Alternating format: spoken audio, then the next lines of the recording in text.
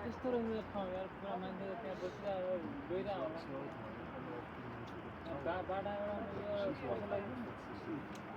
Die afgefikt is. Ja, je kan alleen het begin nog wat gelezen. Dat schijnt ook wel, dat kan je het beste doen, toch? Ja.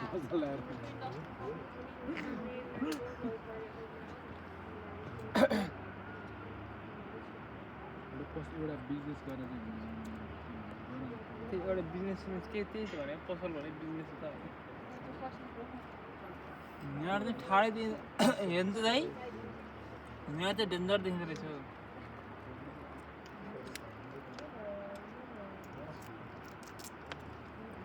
मेरो मुहान नहसादिनु है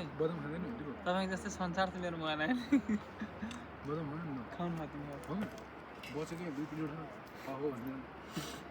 पुग्यो भनेर खानु यत्रो भात 12 वर्ष भात नखाइकन त पाल्नु सकेको यार डाँडामा खाना बनेर के रे सुँगुर मासु सक बनाएको है सुँगुर मासु नखाने धेरै टाइम भयो यसरी जाने त्यस्तो ठाउँमा कहाँ सुँगुरको ठाउँमा टक्क मासु पुग्दै खान त्यहाँ अहिले मिल्दैन अरे त्यो मैले बुझिदिनु भएन त्यहाँ मिल्दैन कहाँ हो ठाउँमा कुन भन्थ्यो